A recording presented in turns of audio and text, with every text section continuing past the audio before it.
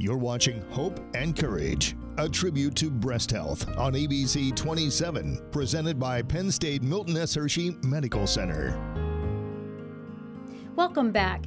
When you turn 40, a woman knows it's time to get a mammogram, and that's exactly what a Lebanon County woman did. She got her mammogram, and she's happy she didn't wait.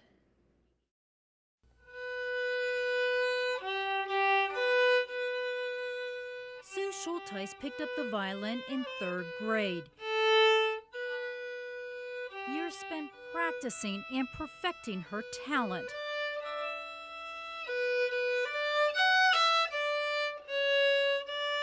She never knew this love of hers would help her get through one of the most difficult times in her life. I went for my first mammogram 3 days after I turned 40 in February of 2007. I didn't think much of it because there's no history of cancer in her family. I had my kids in my 20s. They say to have kids young, nurse your kids. Did that.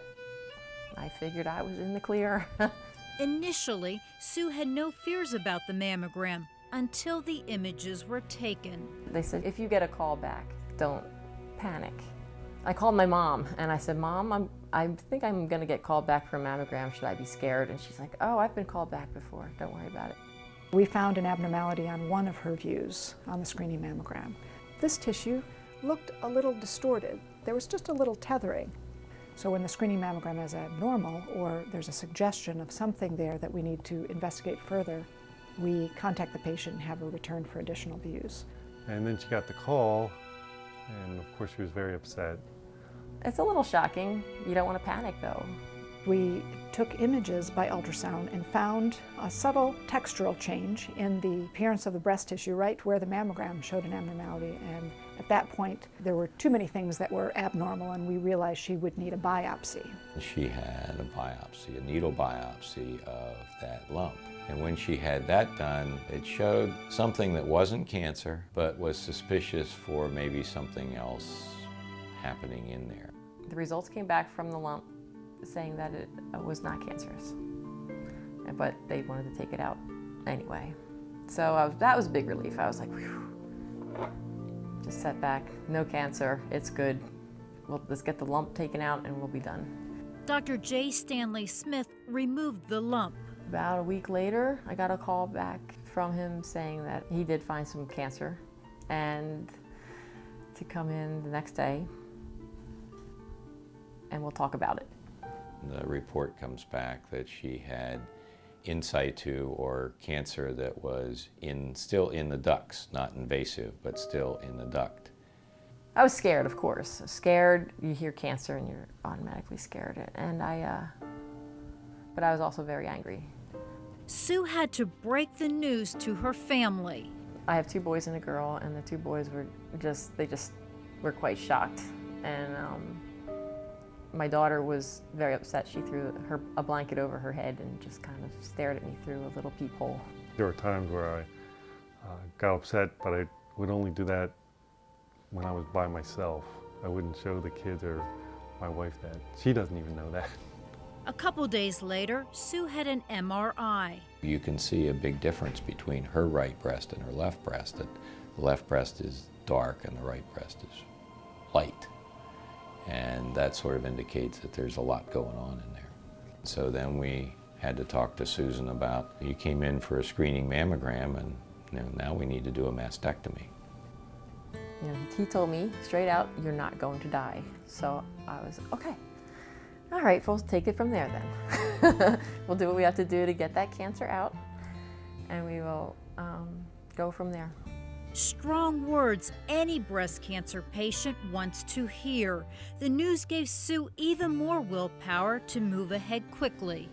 Good Friday, April 6th of 2007, I had a mastectomy with an expander put in for reconstruction.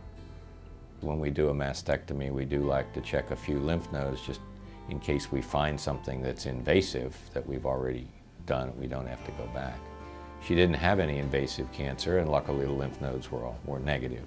Good news until the phone rang. I did think it was over, right? And then I guess about 2 weeks later, I got a call. When we got the pathology report back from that showed that she still had cancer cells up to the edges of the specimen. So then she needed radiation to the breast. So that made me angry too, because I'm like, I can't get rid of it. So really, what choice do I have? I'm gonna go do the radiation and make sure it's gone. It was tough on her, the ups and downs with getting good news, then bad news, then good news, and then with like the radiation, she wasn't gonna have it, then it was, so that was good news, then she had to have it, it was bad news, so she was really on a roller coaster. Radiation lasted for 6 weeks. Sue needed time to recover emotionally and physically. Her violin was instrumental in the healing process.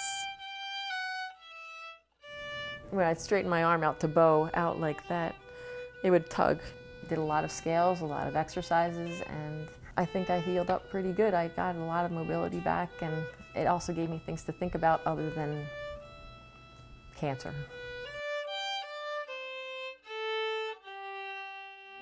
All right, guys, I think we're gonna get ready to start. As Sue approaches her 5-year anniversary, she's determined to help other patients involved in the breast cancer support group. My name is Sue. I've been, February of 2007, I had my first mammogram. And It's a group that meets monthly. They're a really wonderful group of women. It's a mix of newly diagnosed patients with survivors who are out as far as 30 years. any concerns they have, we can tell them what to expect. It's not going to be fun, but you're fighting cancer. It's a battle. Every day is something different, but look at us. You can get through it.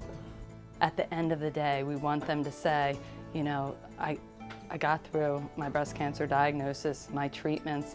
This is a part of my life. It doesn't define my life, but it's a part of my life. And now I can move on to the joy. Joy Sue and her family are now feeling. All right, I can do this. Yes! There you are. Finally! I think I felt relief after the first mammogram of 2008. There was nothing there. She's a fighter. She wasn't going to let anything keep her down. It was a battle. And I won. A victory for Sue and her family. Dr. Smith says Sue was very fortunate to catch this early. He says the outcome may have been different if she would have postponed her first mammogram. Now, we talked about the breast cancer support group. There's also another support program there at the Med Center, and Michelle Farnan's going to talk to us about CLIMB. Hi, CLIMB stands for Children's Lives Include Moments of Bravery. The program is designed for children ages 6 to 11. We meet every Thursday starting October 20th through November 17th. We'll repeat the program again in the spring. And what we do is get together for a great dinner, and then we talk about a feeling of the week and do a craft. So it really helps the entire family communicate more about the diagnosis of cancer and the treatment, and then relieve some of the stress involved with that. Okay, thanks so much, Michelle. And now we'll send it back to you in the studio, Chuck. Thank you, Deborah. And the radiologist you saw on that story, Dr. Julie Mack, joins us here in the studio now. Doctor, there's been conflicting reports over the last couple of years about when a woman should get screened, and also for self-exam and when they get screened. There was a little bit of friction there. Talk about that. There was, but our recommendations remain just like the American Cancer Society's recommendations. It's yearly screening beginning at age 40, and I think Sue's story tells us why we need to do that. For self-exams, we're a little less rigid. We don't advocate a particular time. What we advocate is that the women become familiar with what's normal for them, so that any change they can report to their doctor. Now, if they do find something in a self-exam that's abnormal, what should they do right away?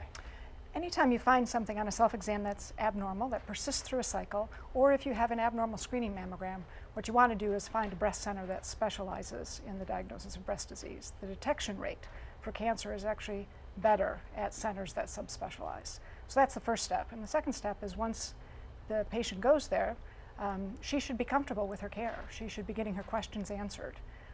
And the physicians who treat her should be available to her.